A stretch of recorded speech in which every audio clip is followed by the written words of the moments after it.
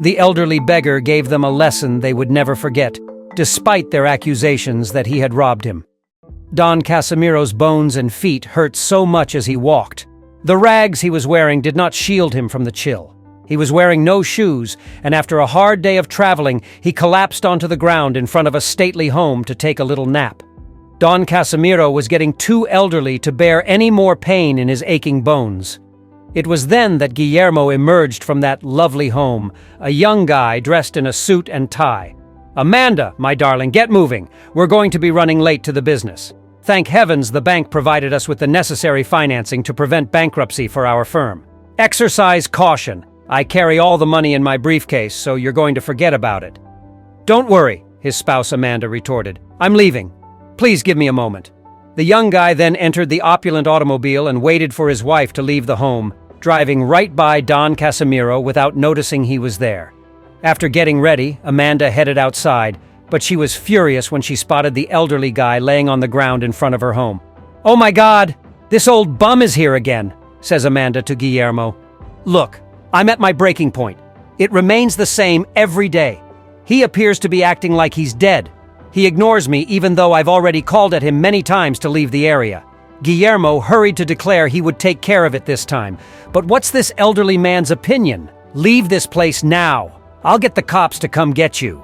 But Amanda cut him off, saying, "Hold on, the elderly guy will see." After saying this, she entered the house, got a bucket, walked outside, and splashed the water on the elderly guy, leaving him dazed and drenched. Subsequently, Amanda hurled the vacant pail towards his head, and Don Casimiro remained there, sprawled out on the earth, battered, damp, and filthy. When Guillermo and his spouse seen the unfortunate elderly guy attempting to stand but tripping in the water, they both burst out laughing. As she and her husband climbed into the car, Amanda said, "Look how embarrassing." "Look, old man, we've been more than gentle with you, but this is the last time I warn you," said Guillermo at the elderly man. "I'll let my dog do anything he wants with you if you're around tomorrow." Having said so, he accelerated the vehicle, causing Don Casimiro, who was still attempting to stand up, to get splattered with mud from the tires. His legs throbbed in silence. He was really thin and had not eaten in days. Don Casimiro finally succeeded in rising to his feet. Even though his stomach and bones hurt so much, he could see a briefcase near the front entrance that had been left behind. He realized right away that the pair had left it behind. Amanda dropped the briefcase she was carrying and neglected to pick it back up when she flung the bucket of water at him. Don Casimiro acted without hesitation. His body was weak from hunger, and his voice was lost in the automobile, which was already pretty far away, when he began to shout at the pair, telling them that they had left their briefcase behind. Because Don Casimiro was having trouble standing, he misplaced the bag and it slid to the ground, opening in an instant. He was astonished to see that the briefcase contained a large amount of cash. Guillermo and Amanda were traveling in the direction of their workplace during this whole ordeal. "Did you see how the old man's bones froze when I threw the water on him?" Amanda scoffed at him and remarked, "My dear, he was fortunate that you are a woman. Any other person would have disciplined him with hot water to teach him a lesson," Guillermo remarked. As they laughed and relived the episode, Guillermo asked his wife, "Love, where did you put the briefcase with the money?" abruptly. "I put it in the back seat, honey," Amanda said as she checked her phone for messages from her pals. Guillermo peered around the rear seat and saw nothing at all. He then used the brakes and came to a stop. "Amanda, that area is empty. Where did you store it?" "Shocked," Amanda said, "but I placed it there. It's not possible that it isn't." After exiting the vehicle, they looked beneath the seats, in the trunk, and behind the car, but they found nothing. There was no sign of the briefcase. Guillermo lost his temper. "How reckless you are, Amanda. Getting the money took a lot of work. We were meant to prevent our firm from going bankrupt with it. We have nothing right now." "Oh, please pardon me," a trembling Amanda murmured. "The old beggar must have taken it from us since I must have forgotten it when I splashed the cold water over the—" "That's what took place." "The couple didn't think twice," Guillermo remarked. To get the briefcase back, they hopped in their car and drove quickly back to the residence. Guillermo was driving like a crazy person, honking and indicating to other cars to move over.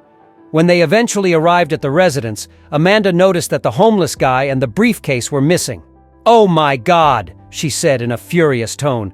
The elderly man fled with your briefcase. Now what should we do?" "Of course he stole it," stated Guillermo. "What else could you expect from people like that?" They were stunned and already suspicious. They required the cash to settle substantial obligations owed by their business. For this reason, they had taken out a bank loan, but now everything appeared to be collapsing in front of them. Guillermo grabbed his cell phone in desperation and dialed 911. "Hi there, operator. Speak with the cops. I would want to report that I was robbed." Guillermo replied, "The thief is a homeless man who has been bothering my house for several days, but his wife cut him off." "Guillermo, see? Guillermo, here he is at last." Sure enough, Amanda was right about the elderly guy carrying the briefcase. Don Casimiro approached them at a leisurely pace, wearing no shoes. The chill of the earth made him stutter a little as his bones ached. The man approached Guillermo and Amanda, handed them their bag, and said, "Miss, you forgot your briefcase here, but I took care of it," leaving them stunned. "I apologize for not being able to inform you that you had forgotten it. I was too weak to yell loud enough to be heard as you were departing." When Guillermo and Amanda opened the briefcase, they discovered that all of the money was inside and undamaged. Not a single penny had been taken. Guillermo was then addressed by a policeman who said, "Sir, we're sending a patrol immediately. Please provide the address of your residence." "Excuse me, officer. This is no longer necessary," Guillermo shot back. Everything was misunderstood. After saying this, he ended the call. "Sir, I thank you very much for returning the briefcase. However, why didn't you take it and run away?" Amanda then addressed the elderly guy. With a fixed gaze, Casimiro remarked, "Young people, I was just like you once. I owned a small business in addition to my wife and kids.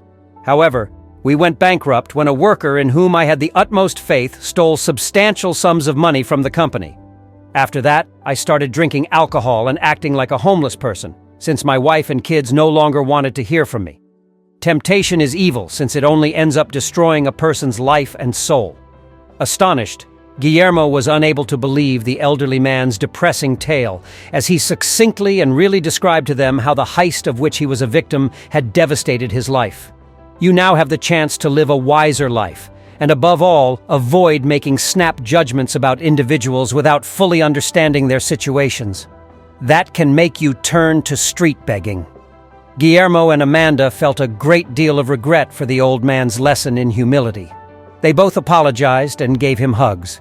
Don Casimiro was running a classy office and donning new attire in a matter of months. He was rewarded for saving Amanda and Guillermo by being employed as an executive counselor. "I appreciate you seeing. Would you kindly like and post the video on social media? We'll respond to you as soon as we can."